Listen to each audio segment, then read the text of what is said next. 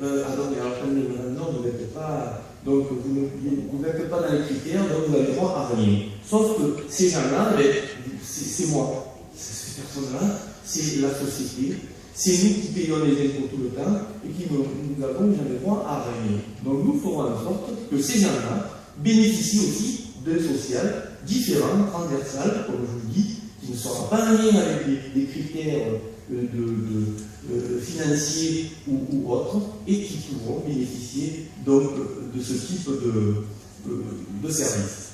Donc, vous l'avez compris, avec donc des activités intergénérationnelles, les jeunes avec les anciens, nous ferons en fait en sorte de créer ces liens, c'est très important. Et effectivement, les personnes âgées, nous mettrons un point d'honneur à veiller qu'elles ne restent pas isolées. Donc nous les recenserons et nous irons au-delà de la loi par rapport au pic de chaleur, etc. Nous serons au chevet pour pouvoir créer donc tout ce lien, cette assistance que vous méritez. Ensuite, pour les personnes à mobilité réduite, ça sera pareil. Nous créerons aussi des services adaptés pour ces personnes-là. Nous allons, par rapport à l'urbanisation qui est à venir, créer des structures d'accueil pour les enfants. Donc nous allons réévaluer tout ça. Les crèches, assistantes maternelles, garde à domicile, garderie périscolaire, centre aéré, etc. Nous ferons tout ce qu'il faut pour, comme je vous l'ai dit tout à l'heure, intégrer ces nouveaux habitants. Nous formerons du personnel communal pour prendre en compte la petite enfance. C'est aussi ce que je vous disais tout à l'heure par rapport au DRH, c'est-à-dire comment nous allons manager ces salariés dans le respect et dans une orientation personnelle de carrière. Et ça, donc, nous y tenons énormément. Je défendrai personnellement les dossiers des châteaux-de-paix et des médiens lors des commissions d'attribution des logements sociaux. Alors ça, j'en fais mon cheval de bataille, parce que je suis, pas comme tous, mais comme une grande partie d'entre vous, je suis père de deux enfants, et on se connaît tous, nos enfants, qui sont à la maison, qui ne peuvent plus partir. Leur chambre, c'est leur appartement, parce qu'ils n'ont pas les moyens de payer un loyer, eu égard du prix. Ils n'ont pas les moyens de se payer une maison, eu égard de l'envoler les prix de l'immobilier. Et on se les retrouve à la maison, ils se débattent, ils se démènent, ils font tout ce qu'ils peuvent, mais franchement, à côté de notre vie à nous que nous avons eu quand nous avons été jeunes, et les jeunes aujourd'hui, carrément, c'est carrément une honte d'en arriver là. Et aujourd'hui, nous avons sur Châteauneuf des personnes qui sont en difficulté, qui ont besoin de logements sociaux, et il faut impérativement que ce soit nous, habitants de la mer et de Châteauneuf, qui puissions mettre dans les nouveaux logements sociaux que nous faisons sur la commune ces personnes-là. Alors, comment ça se passe? Alors, je vais vous le dire. Pour l'attribution, il y a deux commissions. La première, vous le maire est présent, et souvent, ça se passe bien pour le maire. D'ailleurs, on dit, écoutez, vous voulez Pierre, Paul, Jacques, écoutez, on vous l'attribue. Alors, vous avez le maire d'ailleurs qui fait les courriers derrière en disant écoutez, vous avez votre logement social qui est attribué. Et puis la personne, 6 mois après, elle reçoit un courrier en disant mais non, c'est fini, vous l'avez plus, c'est attribué, il n'y a rien à voir. Pourquoi? Parce qu'il y a une deuxième commission où là le maire délègue ou un conseiller municipal ou un adjoint qui va donc à ces réunions. Et le problème de cette deuxième commission, c'est que ce délégué est choisi par le maire et ensuite le préfet sort un arrêté où la personne est nommément inscrite. Et ça veut dire que si le maire veut y aller à la commission, il ne peut plus. Du moment qu'il a nommé quelqu'un d'autre, il ne peut plus y aller. Et c'est la commission décisive. Alors sur ce coup-là, sur la deuxième commission, celle qui est décisive, et bien Didier Gilles, s'il est maire, il ne nommera pas quelqu'un, il ira personnellement à cette réunion défendre les dossiers. Et en tant que maire, je vous le dis, ça t'aidera et ça me permettra donc d'arriver à mes fins, faire en sorte que ces logements sociaux fassent partie intégrante d'une bouffée d'oxygène pour les habitants de Châteauneuf qui en ont vraiment besoin.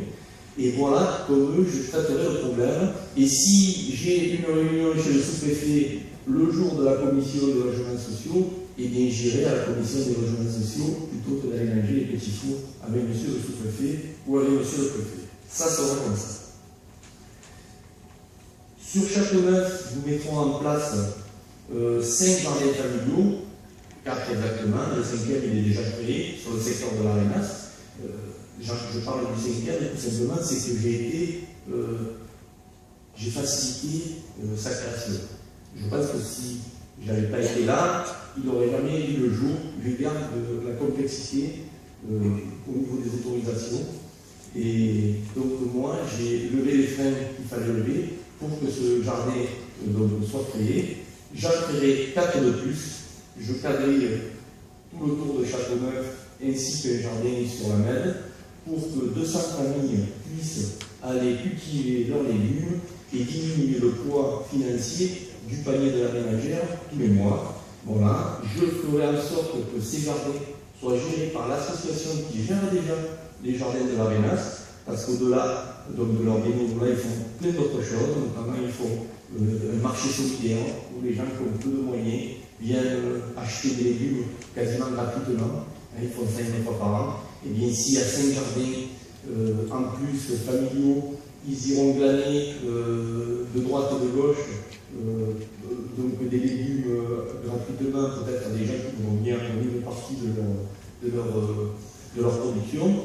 Et ça bénéficiera des gens qui sont dans la nécessité et qui ont besoin donc, tous les jours de trouver à se nourrir, et on espère comme ça essayer aussi de créer des liens. Pour la vie scolaire, nous ferons un audit concernant les rythmes scolaires. Alors, ça en est déjà fait sur Châteauneuf, donc nous prendrons, si vous voulez, en cours ce qui a déjà été fait, parce que moi je ne suis pas la personne qui est partisane de dire oh, mais tout ce qu'ils ont fait les autres, c'est nul. On fait tout à notre manière parce que nous on est les meilleurs. Je crois qu'il y a des choses qui se sont faites. Cette commune, quand même, elle est scellée, elle a une situation statistique de qualité, elle a des atouts, et donc aujourd'hui, eh bien, il y a cette problématique donc, des rythmes scolaires. Nous ferons en sorte d'accompagner et de respecter la loi, tout simplement. Pourquoi? Eh bien, parce que donc, je suis un républicain, et quand il y a une loi, eh bien, je la suis et je l'applique. Quand on est maire d'une commune, on est donc le premier magistrat de la ville, on est le représentant du préfet, donc par conséquent, on doit assumer un poste, on n'est pas donc, dans un rôle revendicatif ou un rôle d'activiste. Ça, c'est important. Alors, ces rythmes scolaires, nous respecterons bien entendu la loi, mais aussi les souhaits des parents. Et j'écoute ce qui se dit, j'écoute donc qu'aujourd'hui il y a beaucoup de parents qui sont mécontents, donc nous allons réécouter tout ça, faire en sorte de trouver des solutions, et effectivement c'est un dossier qui est compliqué, qui coûtera cher à la commune, mais que nous mènerons à bout. Ensuite, vous dire sur la vie scolaire que l'école maternelle Pierre-Rossolet sera maintenue en lieu et place. Nous ne voulons pas la déménager.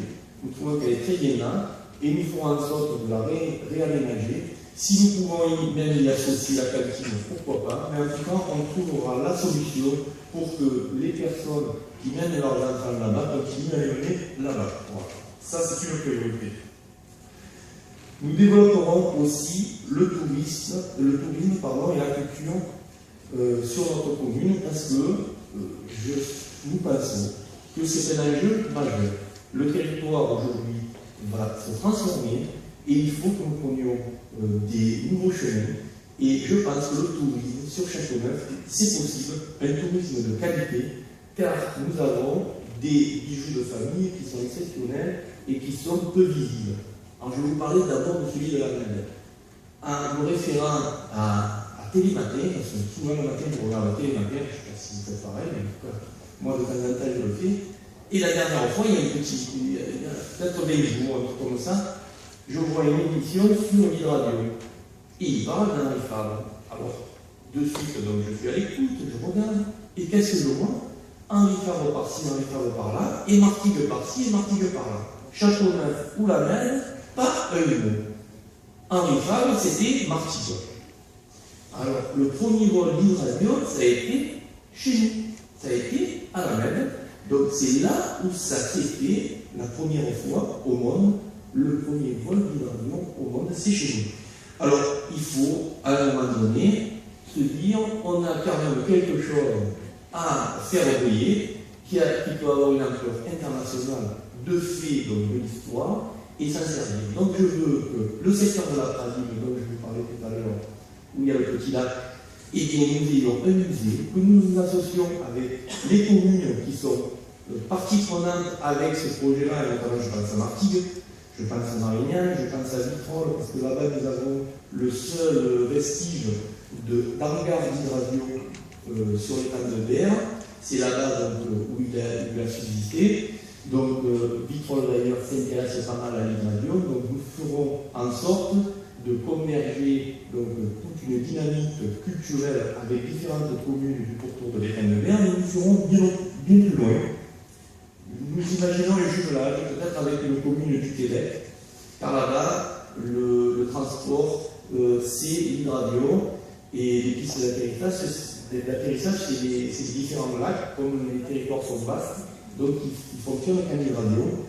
Nous avons aussi des exemples en Italie sur le bord du lac Comme, où là aussi, l'hydravion est quelque chose de moyen de transport qui est utilisé. Et nous avons en France Biscarrosse, où c'est le site où les pilotes d'hydravion apprennent à piloter ce type d'engin.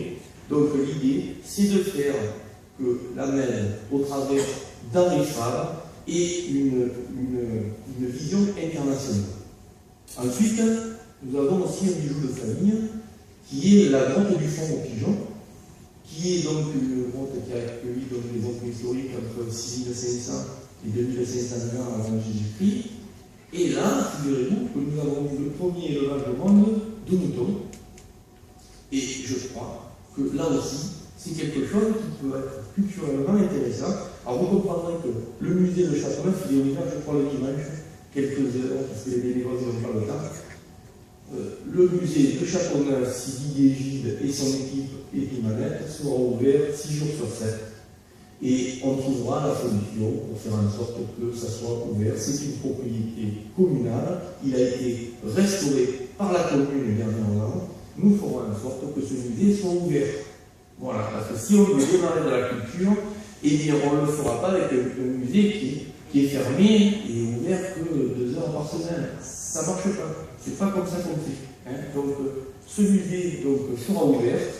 Nous aurons à proximité de la grotte du fond aux pigeons une bergerie, plutôt une chèvrerie, qui pourra donc apporter aux habitants de Châteauneuf une vente directe de brousse et de fromage. Ça veut dire que du centre-ville de Châteauneuf, et bien vous entrerez vers le musée et vous pourrez acheter vos brousses et vos fromages à l'exploitant que nous avons installé, bien entendu en respectant bien entendu le site historique, ne pas le dégrader, elle sera mise où il faut. Ne nous faites pas de soucis pour ça, je sais faire.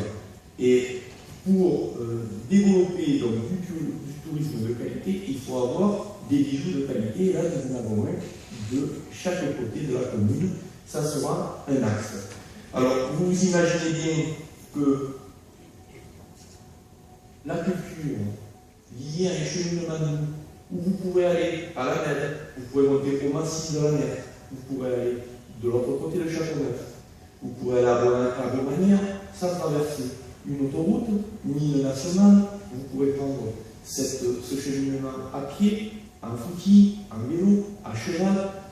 On interdira bien sûr les engins motorisés. Et d'ailleurs, sur les engins motorisés, sachez que je serai très vigilant au respect des massifs, au respect des zones où il y a des habitants de Châteauneuf, qui soient de Beaumanière, ou d'ailleurs qui se trouvent en insécurité à cause des engins motorisés, quad, motos, etc., qui passent à toute vitesse.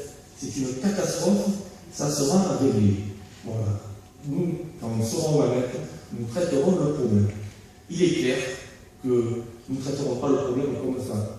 Parce que les jeunes, je les respecte, et les jeunes, c'est notre avenir, et le motocross de Châteauneuf, nous y apporterons une attention particulière pour qu'il soit pérenne, notamment, pour lui apporter aussi des cotisations où la commune fera un effort pour que certains jeunes puissent se payer moins cher. Et donc, nous permettrons aux jeunes à faire leur activité sportive mécanique au bon endroit, c'est-à-dire sur les terrains de prof et non pas et tout azimut.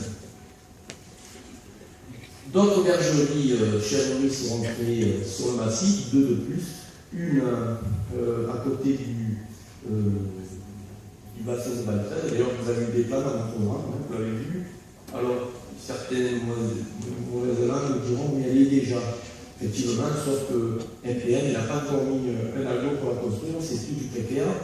Alors, je me suis permis de la mettre et de la former dans un projet, parce que si Didier Gide n'avait pas été là depuis plus de 20 ans sur l'aménagement du territoire et particulièrement sur le MPN, vous n'aurez jamais vu une bergerie communautaire à cet endroit, parce que c'est moi qui portais le projet, comme c'est moi qui portais beaucoup d'autres projets de Cassis à Société. Sachez qu'il n'y avait aucun projet agricole quand je suis arrivé. Et que quand j'ai commencé à développer sur tout le territoire des projets intéressants, cohérents, nous avons fait des études avec mes techniciens de la Chambre d'agriculture, épaulés par la SACER, etc.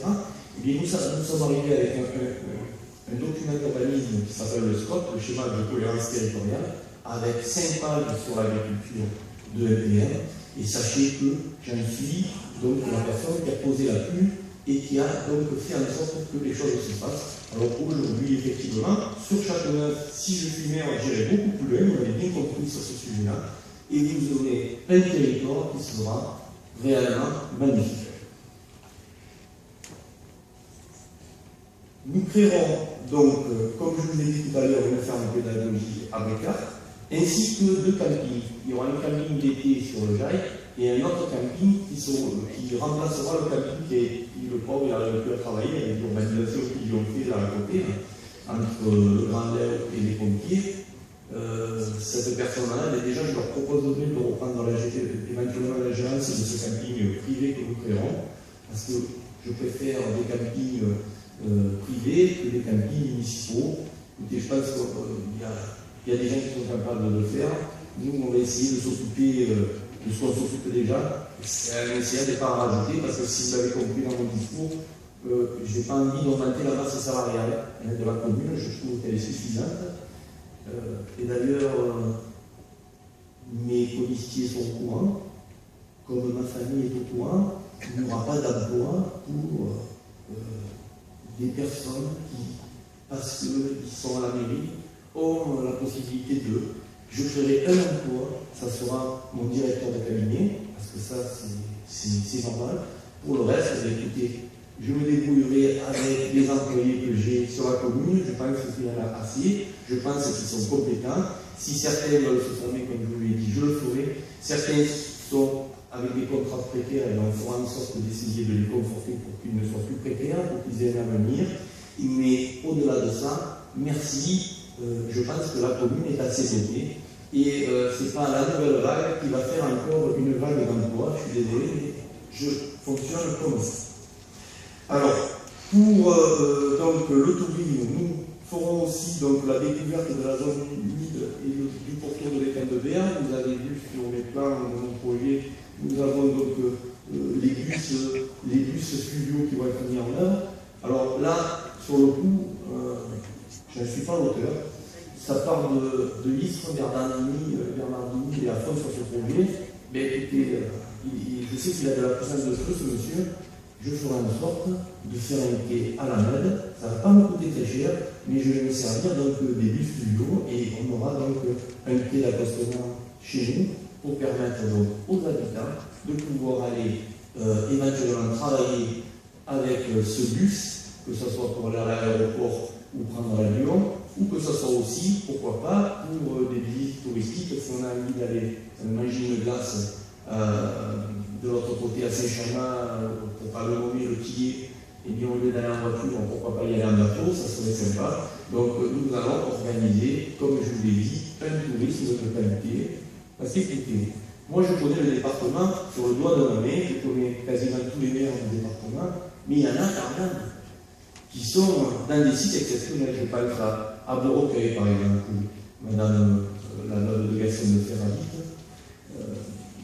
ou alors vous avez Galière, vous avez les Drucker, vous avez des tas de communes comme ça, vous avez donc des artistes, des gens politiques de haut niveau qui habitent, et c'est magnifique chez eux. Vous avez des territoires bucoliques, donc, un cadre de vie idéal. Et quand vous arrivez à Châteauneuf, vous avez tout. Vous avez tout pareil. Sauf que tout est désorganisé, des terres, comme je vous ai dit, avec des gravats, avec des incivilités, des problématiques. Alors, la question que je me pose, la République, c'est quoi? La République, c'est une et indivisible. Est-ce qu'il y aurait des territoires qui seraient préservés parce qu'il y aurait une certaine population et des territoires à majorité ouvrière où ces gens-là, ils auraient le droit comme médiocres? Ben moi, je vous dis non. Moi, je vous dis que tous les territoires sont indivisibles, c'est la République. Et la République fera que nous aurons à Châteauneuf un territoire de qualité. Alors, si les autres maires ils veulent faire autrement, ça les regarde. Mais en tout cas, nous, la volonté que nous avons dans notre équipe, c'est de créer ce Châteauneuf de demain.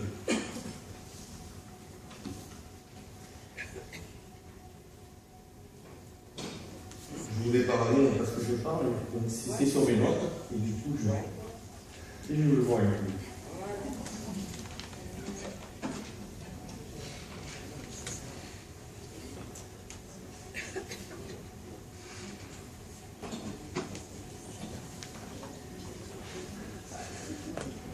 Alors, pour le sport. Pour le sport, je voudrais vous parler d'abord de la Tête des Sports, qui est une structure qui, à mon sens, est mal placée. Mais je vous l'ai déjà dit dans la première réunion, je ne vais pas vous refaire le tour de ce que j'ai proposé, ceux qui m'ont refusé, ceux qui m'ont dit oui et qui n'ont pas fait, etc. Ceux qui n'étaient pas, il fallait venir à la première. En tout cas, elle est là, cette Tête des Sports. Elle est de qualité, elle a des structures qui sont magnifiques, même trop belles pour la commune que nous sommes.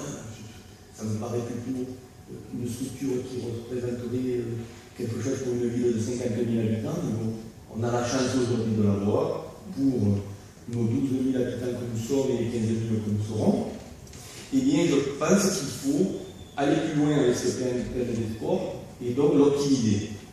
Donc, déjà, je voudrais que le relais jeune qui se trouve donc, au début de l'avenue du 4 septembre soit déplacé et mis donc là-bas, à la plaine des sports. C'est vraiment parce que pour moi, comme vous, on a tous été jeunes, et quand on est jeune, on aime bien faire du bruit, on aime bien un peu, donc ces anicités, etc. Donc, eh bien, là-bas, malheureusement, il y a des habitations autour, c'est compliqué. Donc les jeunes sont obligés de faire des activités où il ne faut pas qu'ils fassent trop de bruit, les heures, etc. Donc les jeunes, il faut qu'ils bougent, il faut qu'ils fassent. Si demain ils ont envie de faire de la batterie, qu'ils fassent de la batterie. Mais c'est vrai que si c'est un petit village, c'est compliqué. Donc je trouve que la plaine des sports serait intéressante pour créer donc le nouveau centre donc, pour les jeunes. Ça permettrait aussi que, y compris peut-être la nuit, s'ils ont des activités, qu'ils ont envie de faire des choses de jeunes, bien entendu avec une structure, toutes ces choses-là accompagnées, eh bien qu'ils puissent se servir des structures pour pouvoir donc faire ce qu'ils ont envie, pour pouvoir donc réellement avoir donc des activités conformes donc à la jeunesse. Donc je pense que dans cette plaine des sports pourrait accueillir ce nouveau des jeunes, la doter aussi d'un hôtel, d'un restaurant. Alors le restaurant, c'est intramuros, nous avons déjà les structures qui peuvent l'accueillir. Ça se fait ailleurs, dans d'autres communes. Mon ami le maire de Gémenos l'a fait.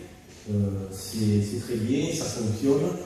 C'est géré par le club de tennis. Eh bien, écoutez, on va essayer de faire pareil. Moi, je ne veux pas réinventer la roue. Je vais chercher les idées où ils sont déjà, c'est déjà en œuvre et que ça fonctionne, et nous ferons pareil. Nous ferons donc une plaine des sports qui sera vivante. Et l'intérêt donc de l'hôtellerie, c'est que, eu égard de la qualité des structures, nous pouvons accueillir là-bas des compétitions dans les jeux nationaux ou dans les jeux internationaux. Dans les jeux nationaux et internationaux.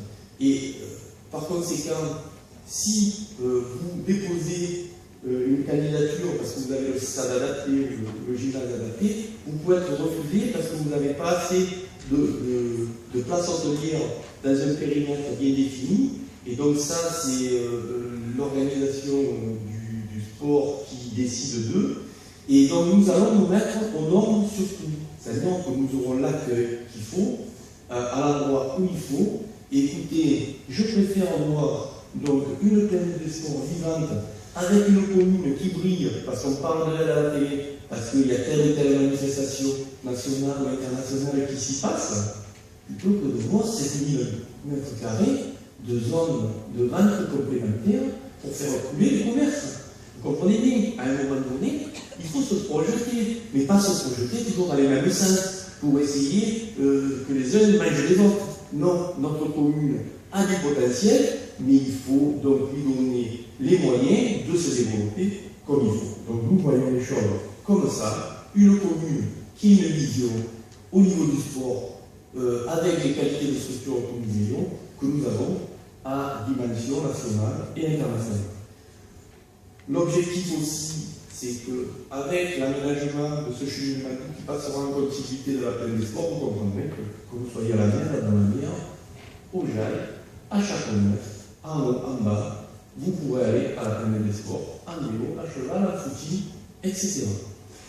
Donc, le cheminement est aussi un cheminement qui globalement intervient transversalement dans les différents thèmes de notre campagne.